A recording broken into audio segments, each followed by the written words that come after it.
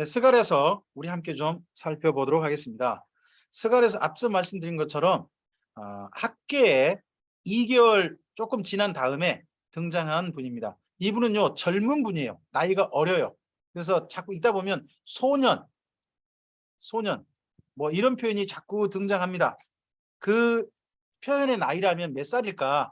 30세 정도로 보시면 될 것 같습니다. 30살 정도. 그 정도 나이의 분을 소년 또는 아이 이렇게 표현한 겁니다. 여러분 성경 읽다가 좀 이런 표현 나오시면 가끔씩 나이를 헷갈릴 수가 있습니다.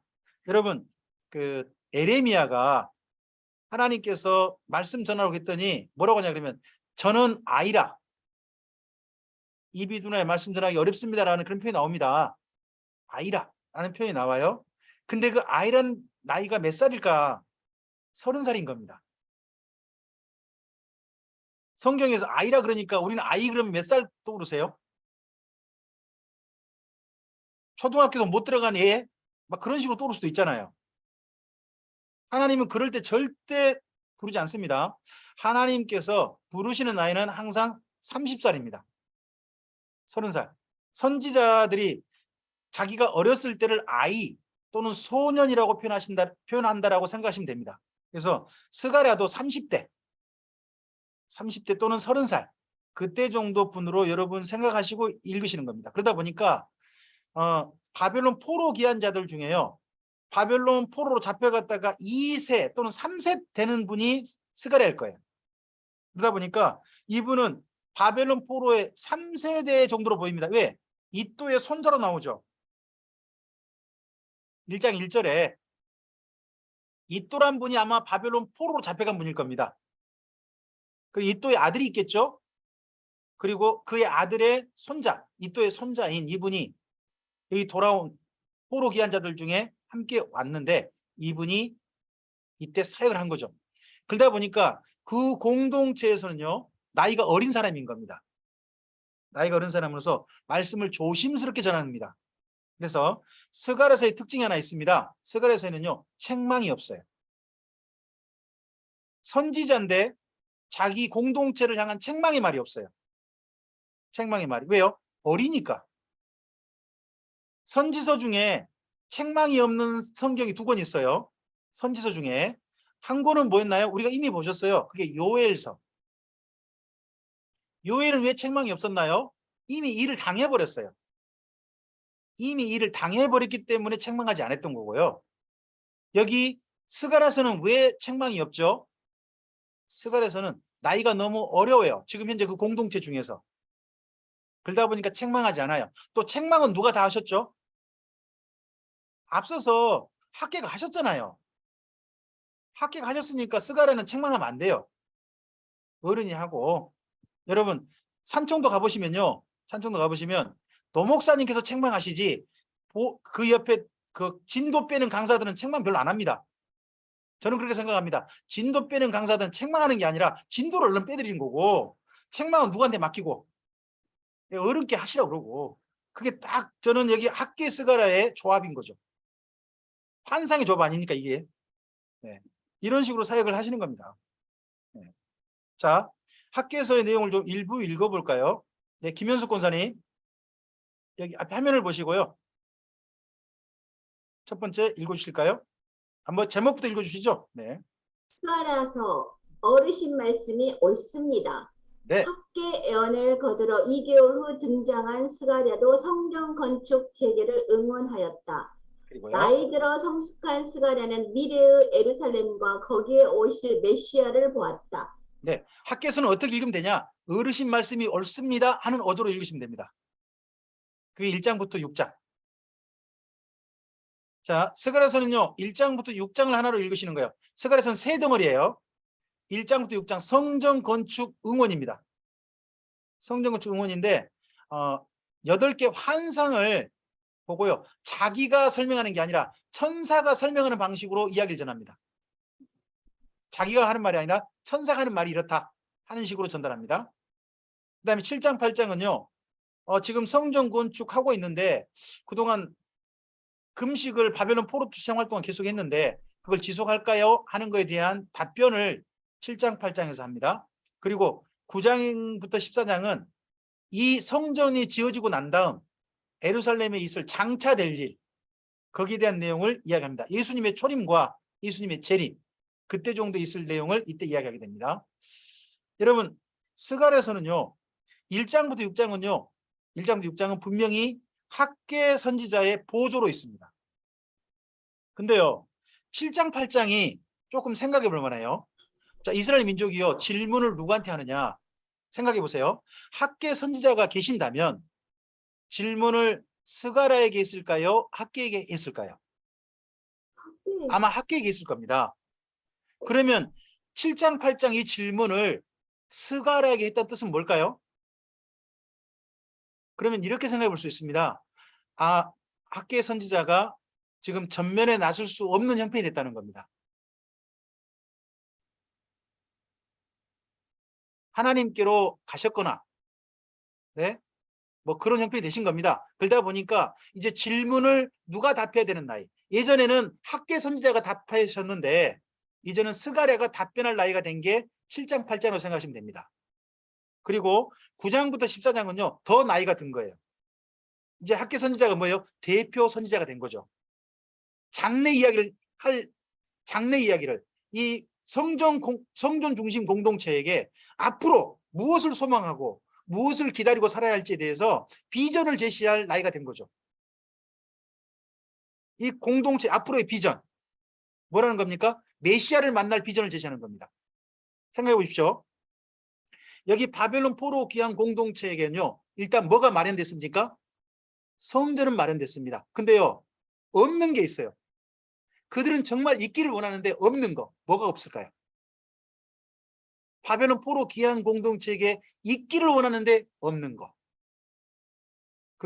왕이에요. 왕이 없어요. 근데 그 왕을 어떤 왕이 왔으면 좋겠어요? 그 전에 하나님께서 선지자를 통해서 말씀하신 그 메시아. 그 메시아가 오셔야 될 거 아니에요. 그래서 앞으로 오실 왕, 어떤 왕? 메시아인 왕.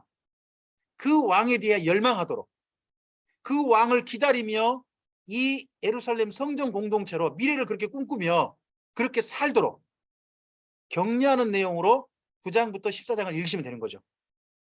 선지자가 제시하는 미래인 거죠. 꿈을 꾸도록 하는 겁니다. 이제 이런 내용으로 1장부터 14장까지 읽으시면 뭐가 보이느냐? 스가랴의 성장이 보여요. 여러분, 우리가 주님을 위한 사역은 처음에 어떻게 되나요? 보조예요, 보조. 그죠? 보조를 하고요. 그 정도 좀 더 나이가 지나면 어느 정도 해야 되나요? 질문에 답할 수 있는 나이가 되셔야 돼요. 질문에 답할 수 있는. 이건 어떤 또 나이일까요? 다르게 말하면요. 가르치셔야 된다는 거예요. 가르치신 나이가 되셔야 돼요. 그러고 난 다음에 뭐 어떤 일을 해야 되나요? 미래를 꿈꾸게 해주는 나이가 되셔야 돼요. 어느 정도 우리가 나이가 들면요. 우리 다음 세대에게 앞으로 어떻게 하라라고 미래를 꿈꿀 수 있게 해줘야 돼요. 이게 스가랴를 통해서 볼 수 있는 그의 선지자의 인생인 거죠. 이런 부분도 보셔야 되는 거죠. 하나님께 스가랴를 통해 그렇게 이야기하시니까. 이제 이런 부분을 여러분이 좀 보시고요. 뭐 스가랴에 본 환상이 있잖아요.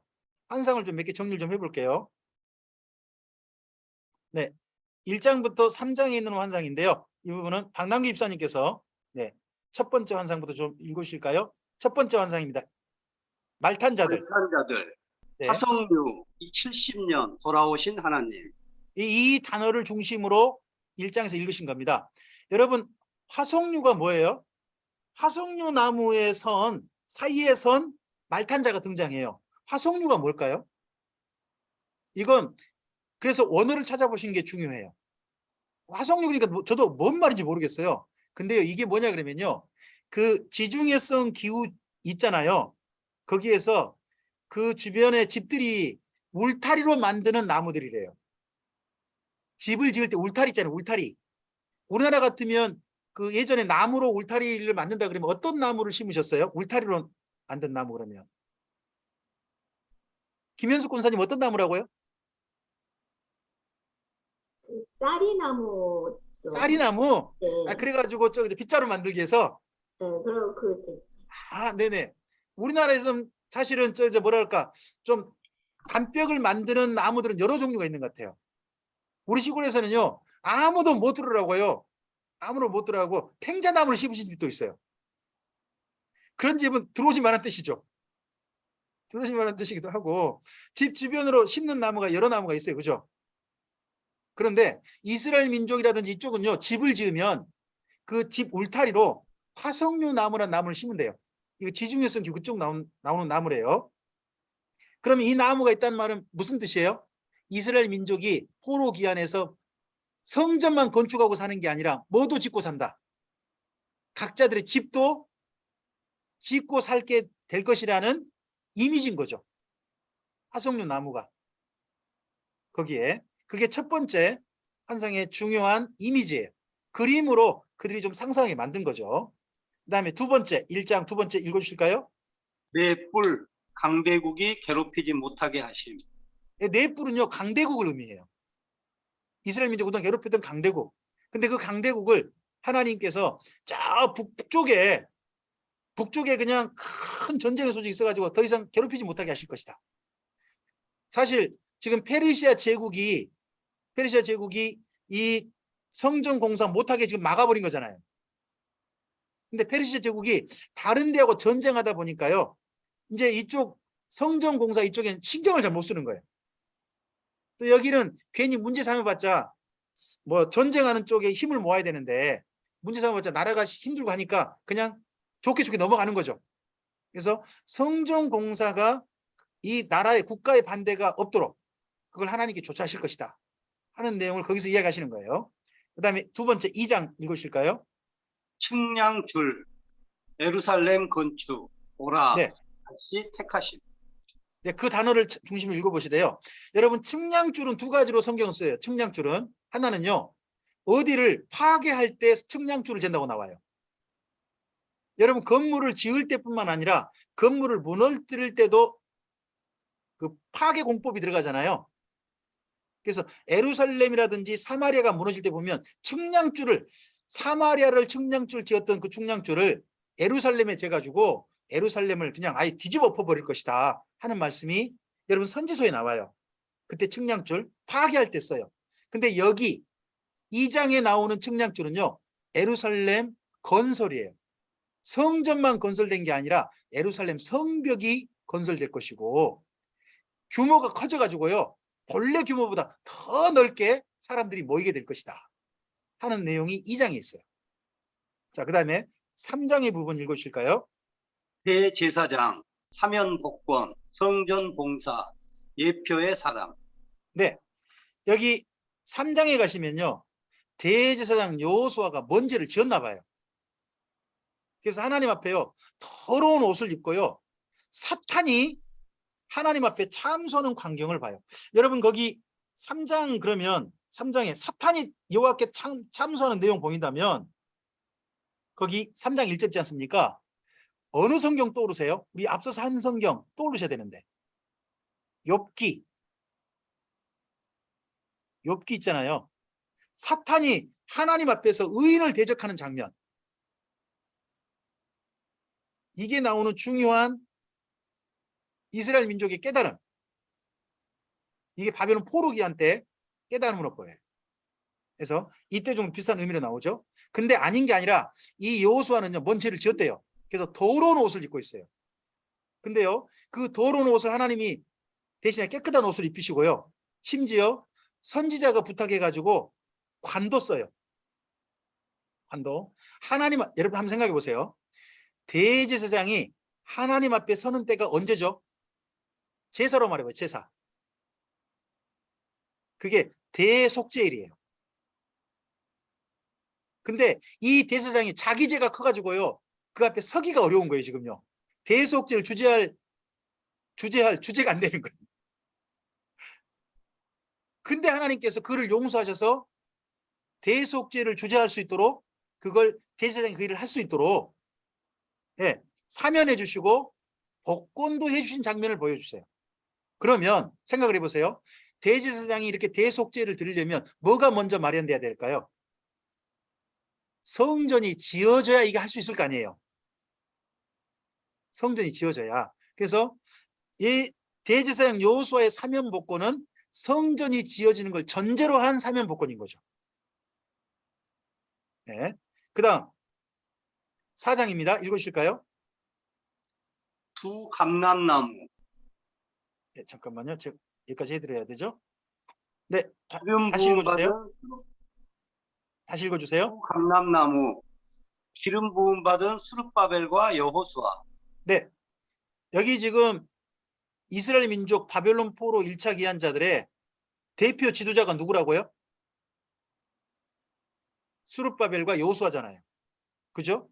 그래서 스룹바벨에 대해서 힘을 실어준 사람은 누구죠? 학계였잖아요. 근데 스룹바벨만 아니라 누구도 하나님께서 인정하신다.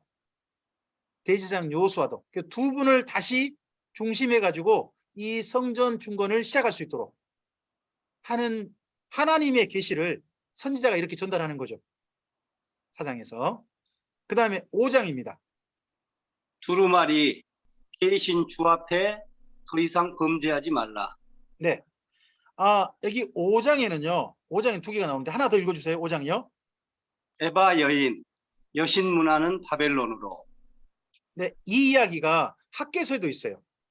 성전 중간 한참 해가다가 자 고깃덩어리 하나 이야기, 고깃덩어리 하나니 학개서를 읽어보면 근데 더러워진 고깃덩어리 그거 부정은 어쩌는 거냐 하는 이야기를 해요. 부정해졌다 하는 이야기를 듣고서 마찬가지로 지금 성전 중건하는 우리 공동체가 현재 부정하다. 하나님 앞에 우리 자신을 정결하게 된다 하는 내용을 학개서에 해요. 근데 그와 같은 내용으로요. 여기 스가랴가 5장 6장을 통해서 그 학개 선지자 이야기를 좀 더 보완해주고 있는 거예요. 보완해주고. 그래서 먼저 5장은 첫 번째 두루마리가 뭔가요? 저주가 쓰인 두루마리거든요. 이게 어디에 등장하나요? 여러분 저주가 쓰인 두루마리 그러면 한 성경이 떠올라야 되는데 그게요. 에스겔서예요. 에스겔서. 에스겔이 맨 처음 사명 받을 때 그 저주의 두루마리를 하나님 먹어라 해가지고 그걸 전하게 하죠. 그거는 다시 있어서는 안 된다는 거죠. 아니 어떻게 기한했는데 다시 하나님께 저주할 만한 일을 우리가 했으면 되겠냐. 하지 말자. 그런 일 했으면 안 된다 하는 걸 다시 한번 상기시키는 내용이 여기 첫 번째 두루마리고요. 두 번째 에바에 담긴 여인은 이걸 바벨론으로 보낸대요. 아마도 그래서 보통 이렇게 봐요. 거기 바벨론의 여신 문화 있잖아요. 여신 문화. 그게 지금 이 공동체 속에 은근히 뭔가 좀 딸려온 것 같다는 거죠. 그런 건 다시 바벨론 땅 보내버리고 이 공동체는 오직 하나님의 율법 공동체, 성전 공동체로 정결해지기를. 그래서 이 성전 짓는데 죄의 거리낌이 없이 공사가 진행되기를 하는 것을 앞서 학계가 이야기하고 스가랴가 응원한 거죠. 그게 여기 5장으로 읽으시면 되는 거예요. 6장 읽어주세요. 내 병거 내 바람 북쪽 전쟁으로 중건 순항. 네, 이때 다리오 왕 이후로요. 다리오 왕은 계속 전쟁을 합니다. 근데 어디랑 전쟁하느냐? 다리오가요. 그리스와 전쟁하게 됩니다. 그래서 유명한 전쟁이 있죠. 마라톤 전투라고. 그렇게 하면서 그쪽에 신경 쓰다 보니까 이쪽 남쪽에 있는 가나안 땅 지역은 신경 많이 못 씁니다. 도리어 좀 풀어주는 거죠. 그래서 공사가 진행이 국가의 페르시아 제국의 어떤 강한 간섭 없이 공사가 진행되도록 하나님께서 도우실 거란 거죠. 여러분 사실 우리나라가 평안하기 위해서는요. 뭐도 필요하느냐? 국제적인 안정도 필요한 거 아닙니까? 괜히 고래 싸움에 새우등 터질 수도 있잖아요. 그러죠? 근데 이때는 윗꼬리들이 싸우다 보니까 남쪽에 있는 새우는 안전한 거죠. 이때 가나안 땅 같은 경우는. 그래서 우리나라도요. 우리나라가 안정되기 위해서는요. 사실 국제 정세를 위해서 기도해야 돼요. 하나님의 도우심이 있기를. 이 동북아에는 전쟁의 그림자가 없기를. 전쟁의 긴장이 완화되기를. 이렇게 돼야 우리나라의 국제 신용도도 높아지고요. 안정도가 높아져서 우리나라의 다른 나라와의 수출 관계나 이런 부분이 원만하게 될 수 있습니다. 이런 부분은 우리가 정말 기도해야 될 부분들입니다. 네. 자, 이 정도로 스가랴서는 보겠습니다. 여러분께 한 가지 좀 이제 부탁을 드린다면 스가랴서 9장부터 14장은요 살짝 어렵습니다. 9장부터 14장은 살짝 어려워요. 이 부분은 여러분이 섬기시는 교회 목회자들께 목사님들께 성경을 가르쳐 달라고 부탁하셔서 거기 말씀을 배우시기를 부탁드립니다. 혼자 읽기보다는 목사님들의 지도를 받으셔서 읽으시길 바랍니다. 네. 자, 우리가 그러고 난 다음에 여러분 성경으로 다시 돌아가겠습니다. 에스라서 우리 5장을 좀 가세요. 에스라서 5장 1절 2절에 우리 하셨죠? 5장 1절 2절. 네, 거기에서 네. 지금 학계 스가랴를 우리가 썼잖아요. 그죠? 학계 스가랴 쓰시고 그리고 5장부터 쭉 읽어보면 먼저는 성전 건축했는데 이거 중단시켜야 될까요? 말아야 될까요? 라고 하는 상소문이 올라가는 내용이 나와요. 6절부터 상소문이 올라가서 그걸 기다리고 있죠. 그랬을 때 6장 넘어가 보시면 다리오 왕이요. 고레스 황제가 그런 말씀을 하셨다고? 그런 칙령을 내리셨다고? 해가지고 이번에는요. 고레스 칙령을 실제 찾아봐요. 찾아봤다가 문서를 발견하죠. 어디 있는 문서요? 앙메다 궁에서 문서를 발견했단 말이 나올 거예요. 그렇죠? 네. 그 문서 내용이 뭐더라? 성전 건축할 뿐만 아니라 주변에서 도와라 하는 내용도 있었다는 겁니다. 그렇죠? 거기에 근거해 가지고요. 다리오가 거기에 더해서 성전 공사를 도우라는 말을 해요. 먼저는 거기 4절까지 있지 않습니까? 4절까지는 누구에 대한 겁니까? 앞서 고레스 칙령에 대한 이 다리오의 명령입니다. 그리고 그 다음이요. 여기 5절까지죠. 5절까지 거기 또 하고 이 명령을 따라 하고 그리고 6절부터 보시면 다리오의 명령이 나오죠. 다리오의 명령이 성전 건축할 때 그 중에서 8절을 좀 읽어보셔야 돼요. 학개서를 생각하시면서 8절 학개서 생각하시면 읽어보시는 겁니다. 네, 정동섭 전사님.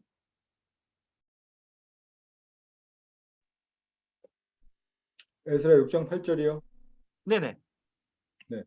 내가 또 조서를 내려서 하나님의 이 성전을 건축함에 대하여 너희가 유다 사람의 장로들에게 행할 것을 알리느니 왕의 재산 곧 유브라데 강 건너편에서 거둔 세금 중에서 그 경비를 이 사람들에게 끊임없이 주어 그들로 멈추지 않게 하라.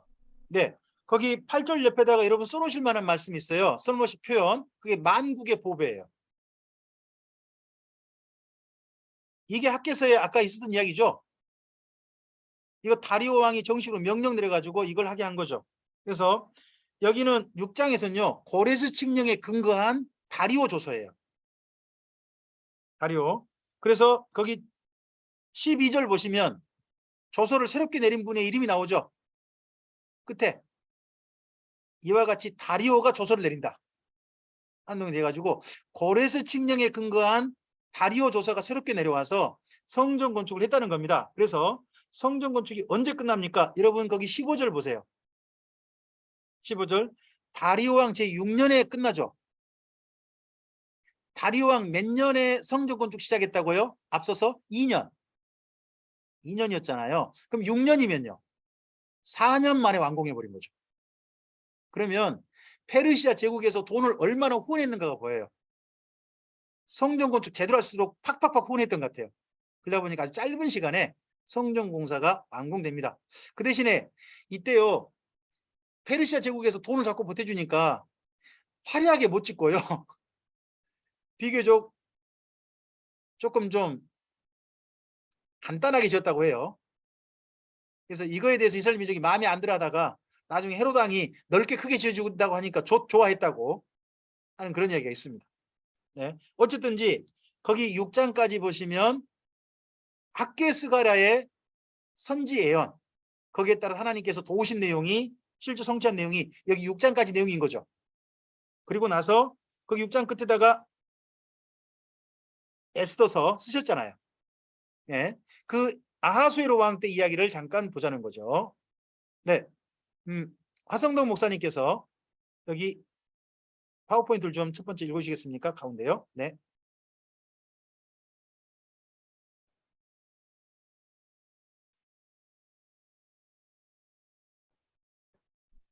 페르시아 음성을 제국의 네.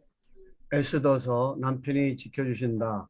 페르시아 제국의 고관 아각 사람 하만의 음모에 대해 전하 위복으로 도우시는 하나님이시다. 네. 모르드게와 하다사의 신앙과 제비, 불임절의 기념을 말한다. 네. 여러분 우리가 에스더 그러는데 에스더란 이름은 페르시아어인 거 아시죠? 히브리어로는 하다사입니다. 뜻은 같아요. 둘 다 별이란 뜻입니다만은 히브리어로 하면 하다사인데 저도 하다사라는 말의 어감보다 에스더라는 어감이 더 좋긴 해요. 여러분은 어떠세요? 저는 에스더가 어감이 더 좋긴 해요. 우리나라식으로 봤을 때.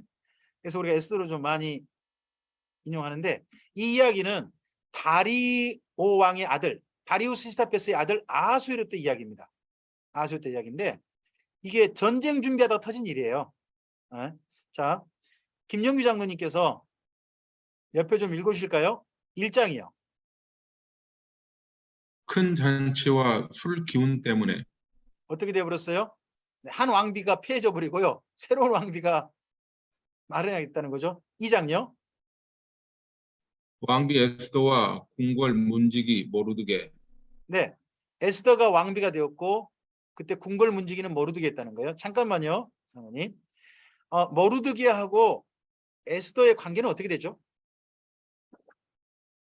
많은 분들이 모르드게를 뭐 삼촌 그렇게 보신 분들이 있어요. 근데 그렇게 보지 마시고 그냥 사촌 정도로 보시는 게 본문상 맞습니다. 모르드게가 윗분이 아니고 같은 학렬인데 나이가 많은 분. 그렇게 본문을 읽으신 게 옳습니다. 읽어보시면 네네. 그 대신에 분명히 모르드게가 보호해서 양육하다시피 해가지고 에스더를 키운 것은 맞습니다. 지금 삼촌은 아니란 겁니다. 본문을 좀 읽어보시면 나올 겁니다. 네, 그 다음요. 네, 3장이요. 아각 사람 하만의 음모 여러분 아각 그러면 떠오르는 데가 어디냐 그러면요. 아각이 아말렉 족속의 왕족입니다. 어디를 읽어보시면 되냐 그러면 여러분 사울왕에게 아말렉 사람을 진멸하라는 명령을 내린 곳이 있죠.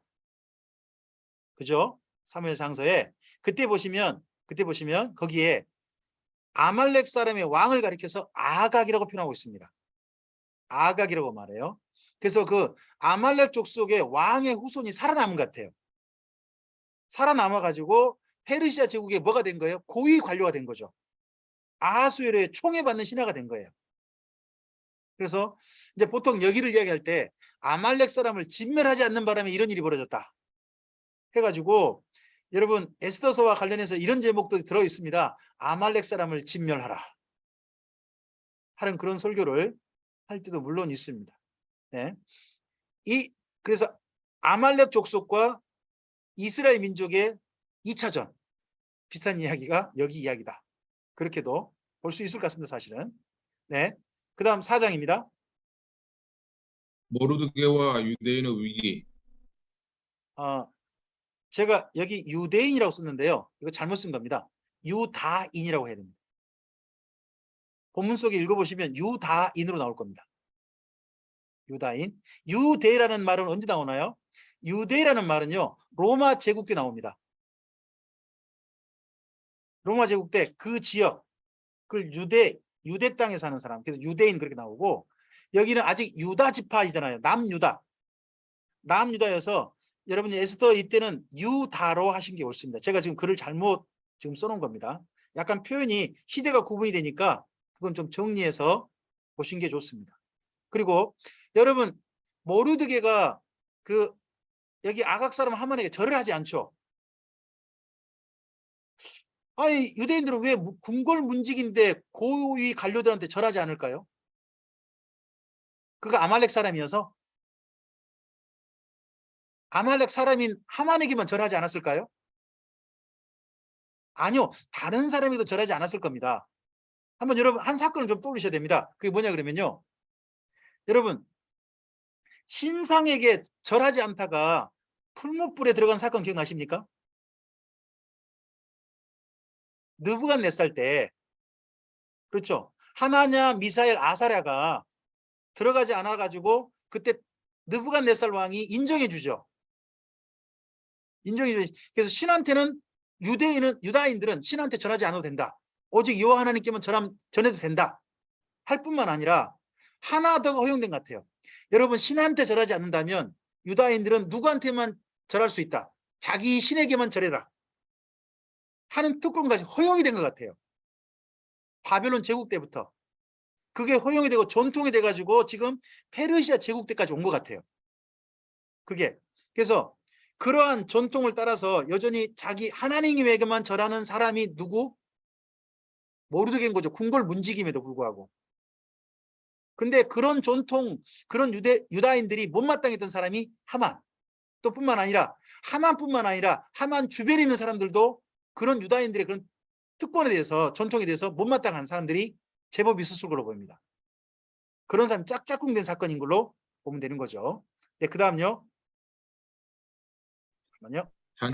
잔칫날 밤에 죽으면 죽으리라. 네, 이게 우리가 잘 아는 에스더 이야기죠. 네, 그리고 7장 8장이요. 안정과 기념되는 불임절. 네, 여러분 방금 읽으신 내용은 다 아시는 내용이죠. 네, 죽으면 죽으리라. 이 표현 너무나 잘 아시니까 제가 굳이 하지 않겠습니다. 여러분 읽어보시면 되는데 우리가 보통 에스더서를 이렇게 표현합니다. 전화이복의 하나님. 전화이복. 화를 복된 일로 바꿔주신 하나님. 삶의 형편을 반전시키셔서 그 일로 말미암아 하나님께 찬양과 경배로 나아갈 수 있게 해주신 하나님. 그런 하나님으로 우리가 에스더서를 읽잖아요. 네, 그렇게 읽으시면 된다고 봅니다. 뿐만 아니라 한 가지를 조금 좀 더 보신다면요. 여러분 에스더서에 여호와라고 하는 성우가 한 번도 안 나와요. 나오지 않습니다. 그럼에도 불구하고 이스라엘의 하나님 여호와께서 이때 도우셨다고 모두 다 생각합니다. 왜 그러면 여기는 여호와라는 성우가 나오지 않을까 하는 부분은 여러분 거기 에스더서 맨 뒤로 가보시면요. 맨 뒤로 가보시면 이게 어떤 문서와 연결되어 있다라는 생각이 살짝 들게 만듭니다. 여러분 먼저 29절부터요. 네. 29절부터 32절까지 보시겠습니까? 29절부터 32절까지 9장 29절부터 32절까지 네. 이남교 목사님께서 읽어주시겠습니까? 아비하일의 딸 왕후 에스더와 유다인 모르드게가 전권으로 글을 쓰고 불임에 대한 이 둘째 편지를 굳게 지키게 하되 화평하고 진실한 말로 편지를 써서 아하수에로의 나라 백성 아하수의 나라 127 지방에 있는 유다 모든 사람에게 보내어 정한 기간에 이 불임일을 지키게 하였으니 이는 유다인 모르드게와 왕후 에스더가 명령한 바와 유다인이 금식하며 부르짖은 것으로 말미암아 자기와 자기 자손을 위하여 정한 바가 있음이더라. 에스더의 명령이 이 불임에 대한 일을 견고하게 하였고 그 일이 책에 기록되었더라. 어느 나라 책에 기록되어 있을까요? 이스라엘 민족의 책이 아니라 페르시아 제국 정식 문서로 기록되어 있을 거예요. 그 문서 인용이 지금 현재 우리 에스더서로 볼 수 있을 것 같아요. 그러다 보니까 거기는 어떤 한 신의 이름이 아니라 여러 신이 있을 수 있잖아요. 그러다 보니까 그냥 이스라엘의 하나님 정도 그 정도로만 표현하고 그 문서 인용이다 보니까 그러지 않나 싶습니다. 제가 읽기로는. 네, 참고하셔서 읽으시기 바랍니다. 우리의 삶이 어떻게 보면 뜻밖의 위기를 만날 수도 있죠. 근데 그 위기 때 우리 하나님은 어떻게 하신 하나님? 도우신 하나님. 화를 복으로 반전시키신 하나님으로 이 에스더서에서 읽고 삶의 용기가 우리에게 좀 생겼으면 좋겠습니다. 그 다음 바로 가셔야 될 성경이 7장입니다. 에스라서 7장을 가실까요?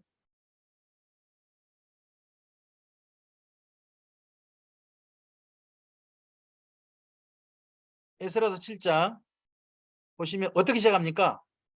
2일 후회가 있죠. 2일 후회. 2일 후회가 여기 뭐 6장 끝도 됩니다만은 중간에 에스더 사건 이후에 라고 읽어도 괜찮다고 생각합니다. 그 후에 바사왕 아닥사스다가 왕위에 있을 때 이분이 누구죠? 아하수엘의 아들. 아하수엘의 아들이 아닥사스다입니다. 그럼 생각해 보십시오. 아닥사스다는 누구의 아들일까요? 어머니가 누굴까요? 어머니. 성경은 밝히지 않고 있습니다. 아닥사스다가 어머니가 누군지 밝히지 않아요. 근데요, 여기 아닥사스다의 스승님이 누구죠? 읽어보면요, 스승님이 에스라로 되어 있습니다. 그리고 아닥사스다에게 제일 가까운 친구가 누구예요? 느헤미야예요. 그러면 아닥사스다가 페르시아 황제인 건 맞는데 유다인들과 상당히 밀접한 게 보이죠. 유다인을 스승님으로 삼고 유다인을 가장 자기 최측근으로 삼는다면 아닥사스다가 어느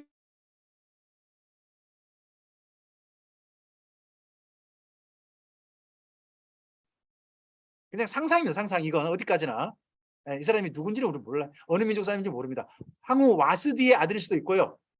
또 그런가 하면 아하수에로하고 에스더 사이에 태어난 아들일 수도 있습니다. 또 다른 사람일 수도 있고요. 하지만 분명한 것은 이때 유다인들의 영향력이 굉장히 컸다 하는 것은 분명한 것 같습니다. 그런 사람으로서 아닥사스다입니다. 아닥사스다는 우리나라 발음상 조금 좀 어감이 좀 이상해요. 그렇죠? 젊은이들 아닥 그러면 좀 어감이 좀 그러죠. 이거 원래 말은 아르타크세르크세이스입니다. 아르타크세르크세이스인데 그걸 우리나라식으로 표현하다 보니까 뭐 중국어로 왔다가 다시 우리나라 오다 보니까 너무 좀 짧게 읽었어요. 아르타크세르크세이스. 그 말에 뭐 한문식 표현이다 생각하시면 될 것 같습니다. 그때에 누가 있었다고요? 에스라라 하는 자가 있었다라고 해가지고 3인칭으로 씁니다. 에스라를 3인칭으로 표현해요. 그래서 에스라를 3인칭의 사람으로 쭉 소개합니다. 그렇죠? 거기 내용 10절까지 갑니다. 10절까지 읽어보시면요. 전부 다 뭡니까? 에스라가 하고 여호와의 율법을 연구하기로 결심했다 하는 내용으로 쭉 되어 있습니다.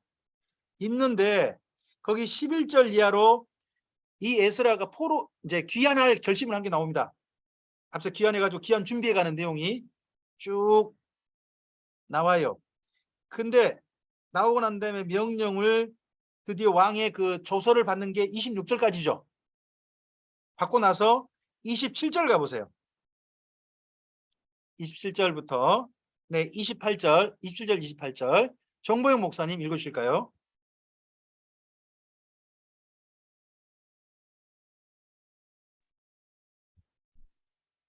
우리 조상들의 하나님 여호와를 송축할지로다.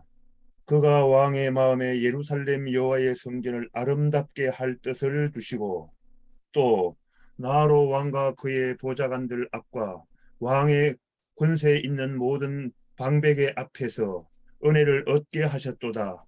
내 하나님 여호와의 손이 내 위에 있으므로 내가 힘을 얻어 이스라엘 중에 우두머리들을 모아 나와 함께 올라오게 하였노라.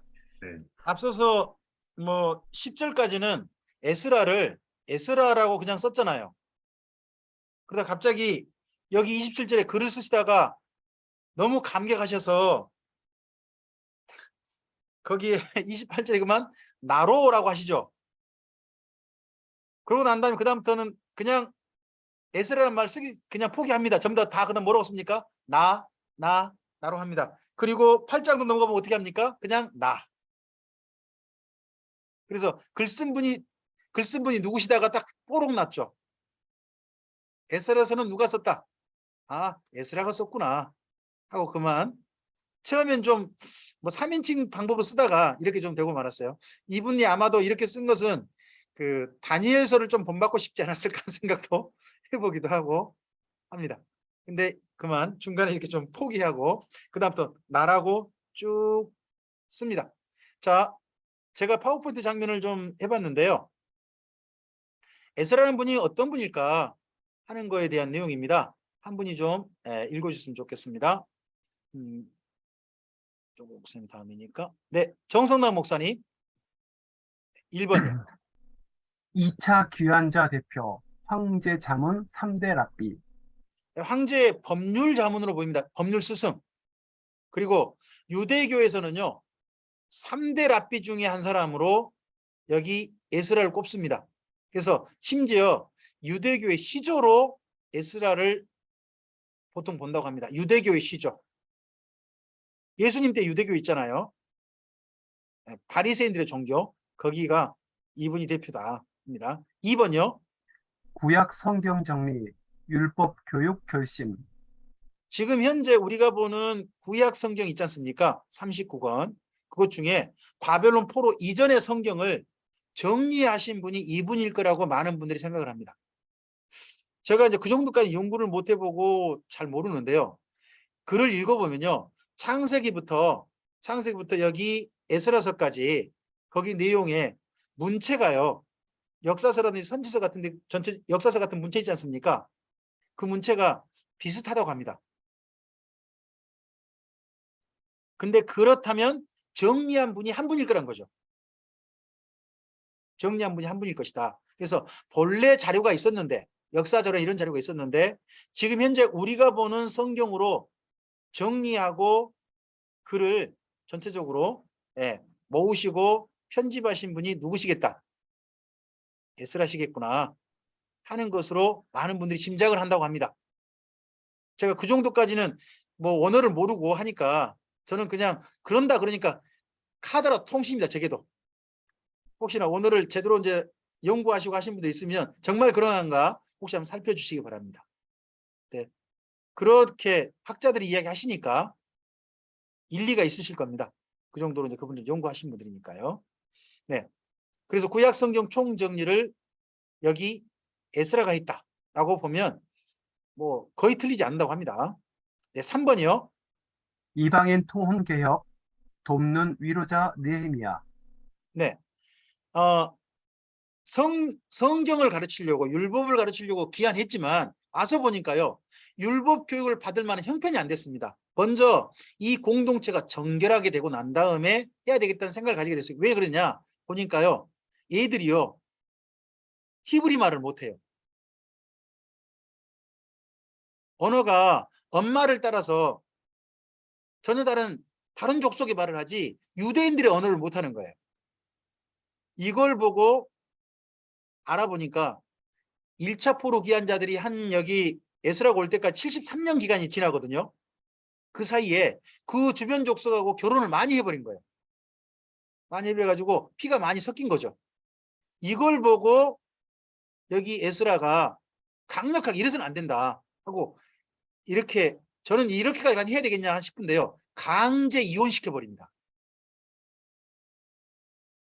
그래가지고 그 여성들과 아이들을 다 쫓아내버려요. 예루살렘 공동체에서. 여러분 이렇게 하는 게 잘한 겁니까? 잘못한 겁니까?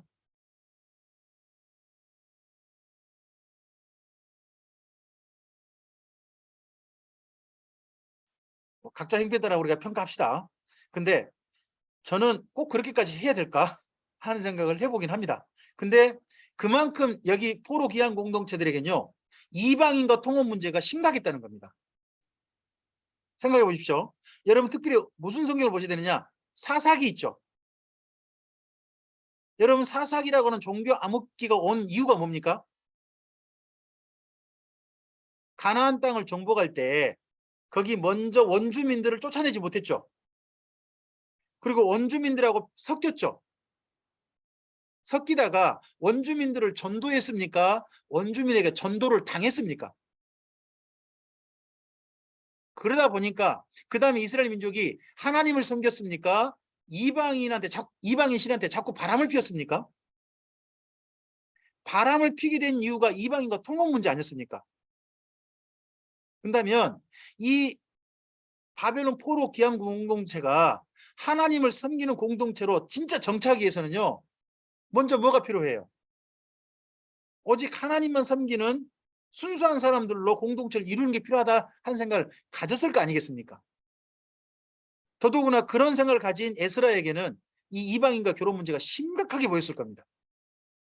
또 이방인과 통혼 문제가 심각했다 하는 부분은요, 우리가 어디서 또 읽을 수 있느냐? 느헤미야에서 읽을 수 있습니다.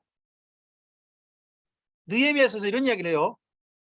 그 다시 아이들을 데려온 에스라가 쫓아낸 그 여성과 아이들이요 다시 돌아왔답니다. 돌아왔는데요, 얘들이요 이스라엘 나라의 말을 못 하더랍니다. 엄마 나라, 엄마 민족이 말만 하더랍니다. 그러면 그 아이들은 나중에 자라면 이스라엘 민족 될까요? 타민족 될까요?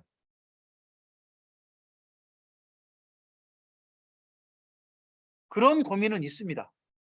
여러분, 그래서 에스라의 이런 이방인 통혼 문제 개혁, 우리와 다른 심각한 그들의 문제였다 하는 걸 이해하시고 여기 본문을 읽으셔야 됩니다. 여기에 대해서는. 근데 이 문제를 해결하려다가 도리어 역풍을 맞는 거죠. 여러분, 너무 지나친 개혁은요 반드시 역풍을 맞습니다. 네. 자, 그 다음 4번 읽으실까요? 여호와는 도우신다. 여호와는 위로하신다. 예, 여호와는 도우신다는 말이 에스라란 이름의 뜻입니다. 그리고 여호와는 위로하신다 말씀이 느헤미야란 이름의 뜻입니다. 예, 성경을 읽으실 때 에스라 이름의 뜻은 하나님께서 도우신다. 그래서 여러분, 에스라 여기 7장부터 있지 않습니까? 7장부터 뒤로 읽어가다 보면 어떤 말이 나오느냐? 하나님께서 선한 손으로 도우사, 이런 표현이 자꾸 등장합니다. 하나님이 손으로 도우셨다. 이게 에스라의 이름입니다. 그 이름을 자꾸 사용해요, 에스라가요. 뿐만 아니라 느헤미야 있지 않습니까? 느헤미야도 하나님께서 도우셨다, 하나님께서 선한 손으로 도우셨다는 표현을 자주 써요. 그러면 느헤미야는 그 말을 왜 썼겠습니까? 에스라의 영향을 크게 받았다는 이야기죠. 평소 에스라가 그런 말을 썼고, 그래서 느헤미야 당연히 썼다면 다르게 이렇게 이야기하는 것도 가능하다고 봅니다. 저는 에스라의 제자와 같은 사람이 느헤미야다. 그러다 보니까 고위직에 있는 느헤미야에게 에스라가 도움을 청할 수 있는 거죠. 와서 좀 도와주라, 이런 말을 할 수 있는 사람, 그런 사람이 에스라하고 느헤미야 관계다 하는 것도 생각해 볼 수 있다고 생각합니다. 자, 에스라서 약간 좀 가보시겠습니까? 에스라서 거기 7장을 가시면 포로 기한입니다. 기한 부분이고 8장까지 기한하는 내용입니다. 그리고 9장을 한번 가보십시오. 9장 가보시면 2일 후에라고 돼 있죠. 이제 귀환하고 난 다음에 어느 정도 안정 차지고 난 다음에, 그러고 난 다음에 읽어보니까요, 무슨 사건이 파악됐습니다. 그게 뭡니까? 이방인과 통혼 부분입니다. 1절 2절을 읽어보세요. 그렇죠? 근데 이방인과 통혼하는데 누가 으뜸이었다? 지도자들이 더 앞장섰다. 이것 때문에 에스라가 어떻게 했다? 3절에 자기의 속옷과 겉옷을 찢고요, 자기 머리털과 수염을 뜯어가지고요 기가 막혀서 앉아 있었다라고 나옵니다. 근데 이날 하필 또 비도 왔답니다. 그 다음 내용 읽으면 비도 왔고요. 그래서 거기에 이제 이 나라의 이 공동체 최고 가장 권위 있고 권력을 가진 사람이 이렇게 하니까 모든 사람들이 모여가지고 그 앞에 벌벌, 비도 왔고 비 때문에 떨기도 하고, 에스라가 또 이렇게 하고 있으면 그것 때문에 떨기도 하고, 그렇게 해서 정말 심각한 내용이 되었다는 겁니다. 근데 이때 에스라의 기도가 나오죠. 여러분 거기 에스라의 기도가 나오지 않습니까? 기도가 네 거기 5절에 기도 자세 잡고 6절부터 기도죠. 6절부터 15절까지가 에스라의 기도입니다. 여기를 또 한번 읽어보시면 다니엘의 기도, 에스라의 기도의 특징이 보입니다. 공통 특징. 그리고 앞서서 학계, 스가랴 이쪽에 또 뭐 책망이라든지 우리 과거 역사를 살핀다든지 이럴 때 내용하고 얼추 보시면 비슷한 게 있습니다. 자기 민족의 죄, 자복. 인용이 꼭 들어갑니다. 이렇게 기도하면서 10장에 넘어가 보시면 하나님이 통일 자복했을 때 이거 개혁합시다 하는 사람들이 있었다는 거죠. 그래서 전체를 개혁했는데 살펴봤는데 다 해가지고 그중에 특별히 지도자들만 이 이방인과 결혼한 사람들을 실명 공개하죠. 거기가 18절 이하입니다. 에스라서 10장 가보세요. 10장 18절 가보시면 그 이름들을 쭉 밝혀버립니다. 밝혀버리는데 의미심장한 게 거기 18절입니다. 18절 한 절만요. 18절 한 절만 안민혜 목사님께서 읽어주시겠습니까?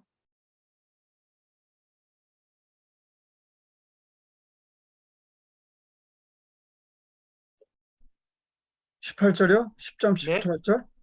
네, 10장 18절이요. 제사장의 무리 중에 이방 여인을 아내로 맞이한 자는 예수와 자손 중 요사닥의 아들과 그 형제 마세야와 엘리에셀과 야립과 그달랴라. 네, 여러분 여기 다음 읽어보시면 전부 다 실명을 밝혔는데요. 한 분만 유일하게 실명을 안 밝혔습니다. 그게 방금 읽으시던 18절에 나옵니다. 요사닥의 아들. 요사닥의 아들이라고 하고 넘어가 버립니다. 여러분 요사닥의 아들이 앞서서 1차 포로 기한 공동체 중에 누구였습니까? 대제사장 여호수아 있지 않습니까? 그분이 바로 요사닥의 아들, 요사닥의 아들입니다. 근데 이분은 이 민족 공동체에게 정말 참 중요한 지도자인지라 차마 실명 공개 못 하시고요. 그냥 요사닥의 아들과라고 넘어갔습니다. 여러분 이 정도는 또 예의가 있어야 됩니다. 우리나라는요 워낙 지금요 대통령 이름을 갖다가 안주 삼는 나라가 돼가지고요 대통령 이름을 막 부르고 막 그냥 하는 게 있습니다. 여러분 저는 그게 사실 기독인들에게 마땅치 않다고 생각합니다. 이제 제 생각입니다. 적어도 존중할 분은 그래도 존중해 줘야 됩니다. 특히 어떤 분을 부를 때 이 정도 예의는 갖춰주는 걸 보이지 않습니까? 그래서 우리나라의 양쪽 진영에서요 진보 진영이 저쪽 보수 진영을 부르는 이름이라든지 보수 진영에서 진보 진영이 대통령을 부르는 이름이라든지 이런 것들 있지 않습니까? 진짜 우리나라가 죄송합니다 이렇게 표현해서 싸가지가 없습니다. 성경대로 보면 진짜 무례합니다. 조금 좀 특히 기독인들은요 그래도 이런 부분에 있어서는 예의를 갖춰줄 필요가 있다 하는 게 이런 데서 좀 보입니다. 네. 이건 어디까지나 제 의견입니다. 성경이 아니고 제 의견이니까 그렇게 참고 삼아 들으셨으면 좋겠습니다. 어쨌든지 이런 자들 다 실명 공개해가지고 있는데 맨 마지막 44절 가보세요. 44절 가지면 어떤 결과가 있습니까? 이상은 모두 이방 여인을 아내로 맞이한 자다. 지난 한 7, 80년 사이의 일들을 전부 다 한 거예요. 현재만 아니라 과거부터 지금까지 싹 전부 다 한 거예요. 1차 기한자들에. 알고 난 다음에 이방 여자들을 아내로 맞이한 자들이고요. 심지어 그중에 어떤 자들도 있더라? 자녀를 낳은 여인들도 있었다. 그런데 그 자녀를 낳은 여인도 다 쫓아내버린 거예요. 이분이. 그런 바람에 어디가 쓰이느냐? 느헤미야서가 쓰이는 거예요. 그런 바람에 여러분 느헤미야서 가보세요. 1장 1절 하가라의 아들 느헤미야의 말이라 아닥사스다 왕 제20년 기슬루월 이 연도를 보셔야 됩니다. 이 연도 이 연도가 어디하고 비교되느냐? 여러분 에스라서 10장 9절 있죠?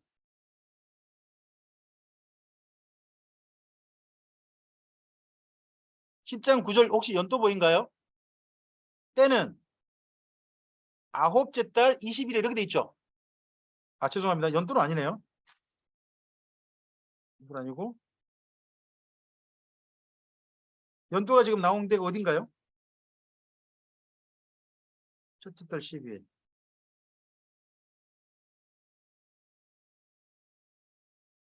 제가 잘못 표시를 해놨는데요. 혹시 연도 보이신 게 있으세요? 거기 8장 정도에?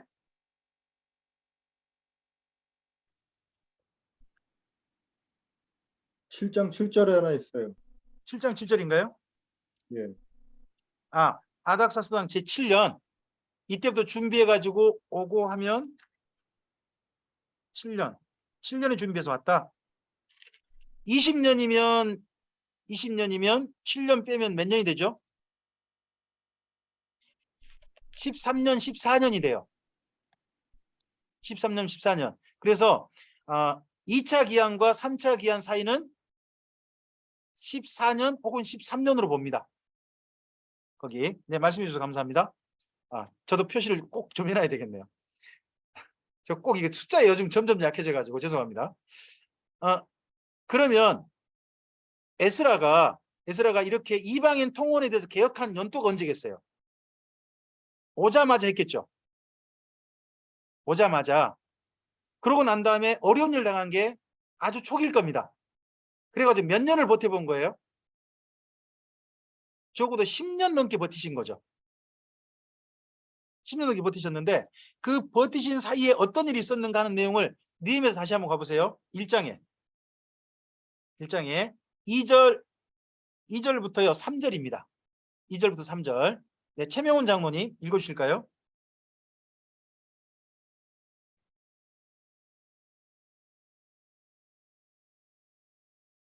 아직 네, 음성이 안 켜졌습니다. 네. 1장 2절입니다. 네, 2절 3절요. 내 형제들 가운데 하나인 하나니가 두어 사람과 함께 유다에서 내게 이르렀기로 내가 그 사로잡힘을 면하고 남아있는 유다와 예루살렘 사람들의 형편을 모른즉 그들이 내게 이르되 사로잡힘을 면하고 남아있는 자들이 그 지방 거기에서 큰 환난을 당하고 능욕을 받으며 예루살렘 성은 허물어지고 성문들은 불탔다 하는지라. 네, 이런 일을 당해가지고 지금 10년 동안 이런 일을 당한 거죠. 10년 넘게. 근데 그 10년 넘는 동안 이런 일을 당했을 때 그러면요 에스라가 거기에서 어떤 일을 당했을까요? 어떤 일을 겪었을까요? 그걸 짐작해 볼 수 있는 게요 시편 119편이라는 거예요. 그래서 여러분 저라면 여기 에스라서 10장 있잖아요. 10장 끝에다가 이때 이후에 에스라가 겪었을 상황을 좀 우리가 좀 짐작해 보기 위해서 저는 시편 119편을 에스라서 10장 이후에 읽어보실 것을 저는 추천합니다. 그리고 나서 느헤미야가 와서 안정되고 난 다음에 안정돼서 다시 에스라가 성전에 가서 제사를 할 수 있게 되었을 때 그때 썼을 시가 시편 저는 118편으로 읽으면 된다고 봐요. 시간이 119편이 먼저 118편이 나중. 그래서 118편은 여기 느헤미야가 오고 난 다음에 오고 나서 들었을 가능성이 높다고 저는 그렇게 생각을 가지고 있습니다. 이렇게 해서 에스라가 개혁이 결국 하지 못하고 성경도 못 가르치고 멈춰버립니다. 멈춰버려요. 우리도 오늘 이 정도로 멈추죠. 그리고 내일을 이제 10년으로 우리가 잡는 겁니다. 10년에 13년 잡으시고 그리고 14년 정도 후에 우리가 목요일로 뵙는 겁니다. 느헤미야로 뵈가지고 목요일 날 우리 느헤미야부터 말라기 그리고 사랑하까지 우리 함께 좀 살펴가시겠습니다. 네. 오늘 여기까지 하겠습니다. 제 강좌 중에 강좌를 10분 먼저 맞춰보는 역사는 없었는데 네, 오늘은 10분 먼저 마칩니다. 네. 오늘 기도 어느 분이 해주기로 하셨죠? 정성남 목사님께서 해주기로 하셨죠? 네, 마무리 기도 부탁드립니다. 하나님 아버지 감사합니다. 오늘도 함께 성경 강좌를 듣고 배울 수 있는 시간을 허락해 주심에 감사드립니다. 우리가 배운 말씀, 성경의 뜻을 알게 하시고 바르게 읽어갈 수 있도록 은혜를 더하여 주시옵소서. 듣고 배우고 익히게 하시고 바르게 적용하여 전하게 하옵소서. 각자의 자리에서 성실하게 살아가며 하나님이 기뻐하시는 성도의 삶을 살게 하옵소서. 에스라의 결심을 잘 이어받아 우리의 삶을 살게 하옵소서. 오늘도 성경 강좌를 인도하신 우리 김용주 목사님에게 피곤치 않도록 주님께서 힘을 더하여 주시옵소서. 오늘도 감사드립니다. 평안한 밤으로 인도해 주시옵소서. 예수님의 이름으로 기도드리옵나이다. 아멘. 아멘. 네, 감사합니다. 아멘.